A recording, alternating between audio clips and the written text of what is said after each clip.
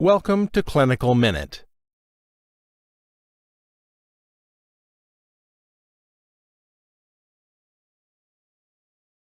Claire is a 38-year-old woman, gravida 1, para 0, who became pregnant through intrauterine insemination. Claire is presenting with her wife for their first OB visit at 8 weeks LMP. A review of her full health history confirms that it is completely normal. She is generally healthy and has no current complaints. You complete a physical exam and ultrasound exam with normal findings. You tell her you'd like to ask her some questions about her diet and general activities, which you ask all of your patients. She nods yes. After you have asked her a few questions regarding her diet and daily routines, you ask her, "How often do you drink alcohol?" She replies that her fertility specialist told her that she shouldn't drink any alcohol while she was trying to get pregnant, and that she has heard conflicting things about drinking during pregnancy from her friends and the media. She also says she decided not to drink just to be safe and hasn't had a drink since she and her wife started trying to get pregnant. You respond that there do seem to be conflicting messages, but that she is doing the best thing by not drinking. You tell her that it's great that she's been taking such good care of herself and encourage her to keep it up. You record her response in her electronic health record. On Claire's next visit, you ask her again about alcohol use, knowing that it's a best practice to screen for alcohol use at every prenatal visit. This time, when you ask Claire, "How much alcohol have you been drinking?" she shares that she's had a couple of glasses of wine a week, just to relax. She asks you, "A couple of glasses of wine now and then is okay, right? I mean, it's not like I'm drinking whiskey every night." You know that prenatal exposure to alcohol can cause permanent neurologic and behavioral problems. The umbrella term to describe this constellation of issues is fetal alcohol spectrum disorders, or FASDs.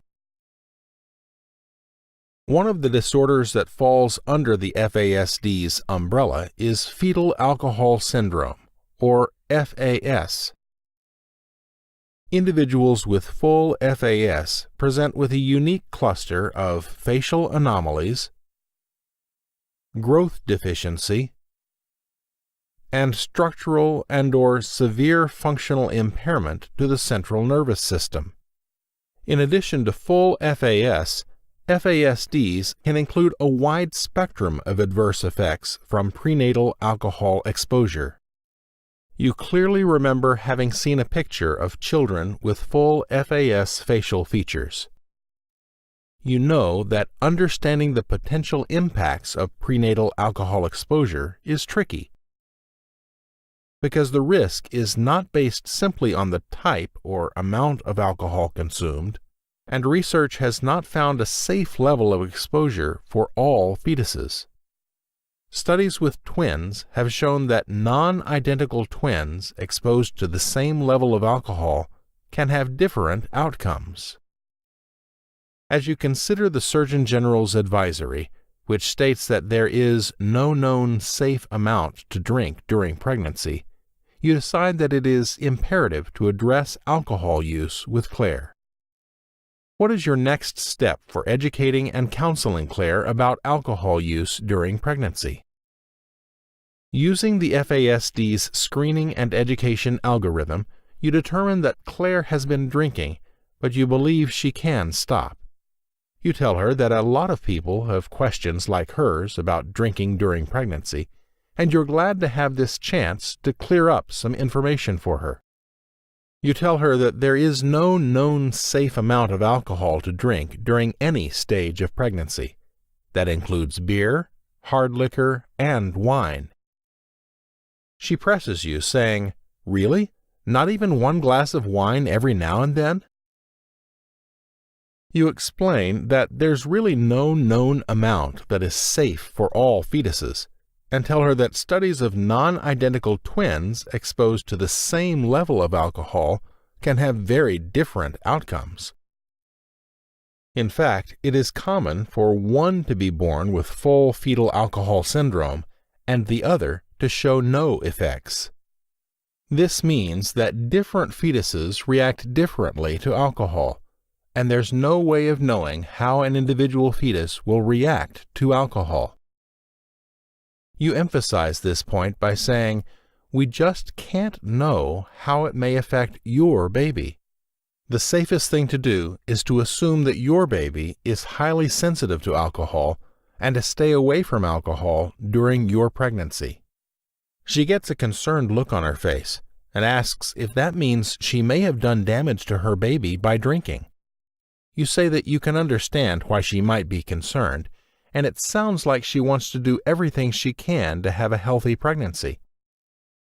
You emphasize that it's never too late to stop drinking. Because brain growth takes place throughout pregnancy, the sooner a woman stops drinking, the lower the risk will be to the fetus. Claire says that she and her wife have gone through a lot to have this baby, and that she will stop drinking for the remainder of her pregnancy. You commend her for her decision and tell her you'll see her again soon. Before moving on to your next patient, you remember to record information about her alcohol use in her electronic health record. Although it takes extra time to screen for alcohol use at every visit, Claire's case reminds you that patient behavior can change from visit to visit, which is why repeated screening is a best practice. You know from a study conducted by the ARHP of the United States, some providers do not routinely screen women for alcohol use. There are multiple reasons for this, including limited time during medical appointments and being concerned that patients will deny alcohol use or feel uncomfortable talking about it. In addition, 34% of health professionals and providers participating in the ARHP survey were concerned that alcohol screening, assessment, and counseling are not billable services. However, alcohol screening during prenatal visits is billable. Many practices are starting to adopt this practice once they learn they can bill commercial insurance, Medicare, and Medicaid for time spent discussing alcohol use during pregnancy. An ARHP fact sheet containing this table and additional information can be accessed on the ARHP's website. You go on to screen Claire at every subsequent visit, each time she reports that she has not been drinking. You continue to support and encourage her, and since you know partner support is key, do the same with Claire's wife when she comes as well. You also continue to record information about alcohol use in her electronic health record.